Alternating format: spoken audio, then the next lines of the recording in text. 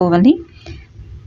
షోల్డర్కి ఎప్పుడు సెంటర్ పాయింట్లోనే రావాలి డాట్ అనేది, పెద్ద డాట్ కింది డాటు, అప్పుడే మీకు కరెక్ట్గా కూర్చుంటుంది బ్లౌజ్ డాట్స్ అనేది. సో దీన్నైతే ఇప్పుడు స్టిచ్ చేసి చూపిస్తాను ఎలా వస్తుందని. చూడండి, ఇలా మార్క్ చేస్తే ఫస్ట్ మనం పెద్ద డాట్ని తీసుకుందాము.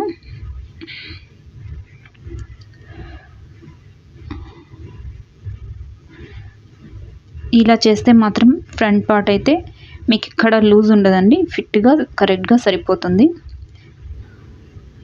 చూడండి, ఈ డాట్స్ అనేది ఇలా పట్టుకోవాలి. అంతేనండి.